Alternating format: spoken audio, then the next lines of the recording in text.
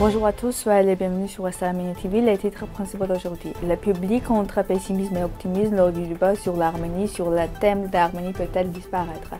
La partie azerbaïdjanaise, au contraire, de réagir aux questions liées au christianisme, notamment aux attaques de l'Azerbaïdjan contre ses adeptes. Datavi Kayapetian. Le 78e numéro de l'hebdomadaire L'Arménie occidentale a vu le jour. La date d'installation du monument de Talata des Turcs en Arménie occidentale n'est pas fortuite. C'est ce jour-là que se remontèrent les riens étaient acquittés. Méline Anoumian. Quelle est la situation en Artsakh occupée?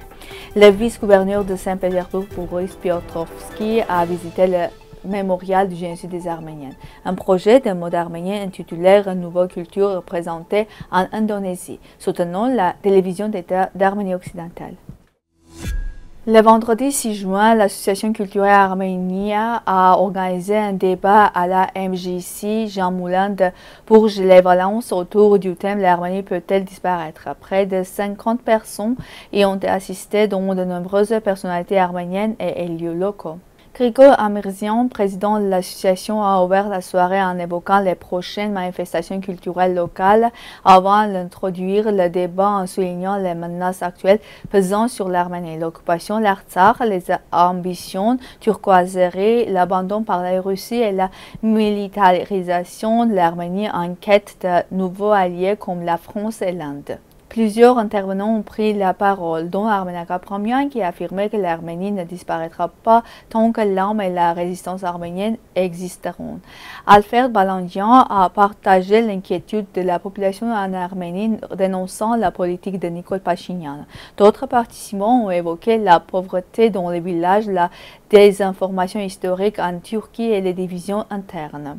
Le débat jugé riche et impatient s'est conclu par l'intervention de l'élu Wilfried Payles, saluant cette initiative. La soirée s'est terminée autour d'un verre de l'amitié et de pâtisserie arménienne. L'ambassadeur de Bakou au Royaume-Uni a nié tout traitement discriminatoire envers les chrétiens, mais Tadevik Kayapetian a déclaré que l'Azerbaïdjan a été contraint de réagir à la question religieuse quand son comportement trahissait une prise pour cible des chrétiens. Elle a souligné que la rhétorique anti-église de Nicole Pachinian pourrait être utilisée par Bakou pour mettre en question les valeurs chrétiennes de l'Arménie. Le 78e numéro de l'hebdomadaire Arménie occidentale est paru. La couverture représente un groupe de femmes et d'enfants arméniens ayant survécu à la tragédie du génocide de 1894 à nos jours. Le magazine porte les titres symboliques 2 millions de vies, rappelant au monde qu'aux côtés des 2 millions de vies de morts, il existe aussi des survivants, des générations de survivants du génocide qui vivent et portent la mémoire de leur peuple. L'hebdomadaire poursuit sa mission de rappeler, témoigner et documenter la nécessité de rétablir la justice historique. Vous pouvez constituer les versions arméniennes, anglais, français et turc de l'hebdomadaire. Lors d'une intervention au pavillon Yerkir.am, la turcologue et historienne Méline Anoumian a dénoncé l'intensification de la politique anti-arménienne menacée par la Turquie, notamment après l'appel de l'Artsakh. Elle a souligné la propagande croissante en Arménie occidentale marquée par la falsification historique et l'effacement des traces de l'arménité. Elle a également réagi à l'érection d'un monument à Talat Pacha le 2 juin, date symbolique correspondant à l'acquittement de Solomon Tehlirian par un tribunal allemand en 1921. Anoumian a rappelé que Talat avait été reconnu coupable du génocide arménien par un tribunal ottoman, dénonçant la réhabilitation actuelle des criminels du génocide par le régime turc. L'iranologue Artyom Tonoyan, dans une série d'articles, met en lumière la réalité sur le terrain en Artsakh, souvent occupée par les sources officielles azerbaïdjanaises.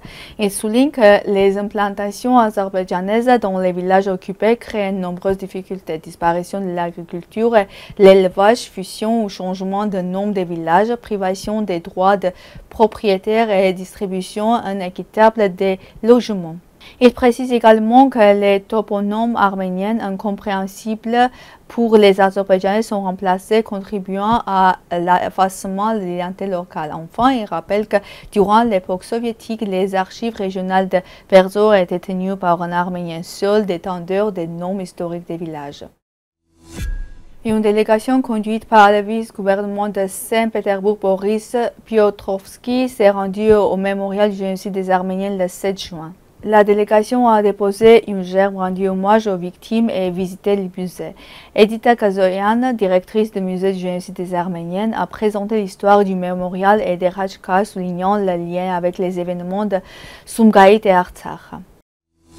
L'Arménie orientale, invitée au honneur, a participé à la semaine de la monde indonésienne et présenté le projet Nouveau Culture du Centre culturel terrien.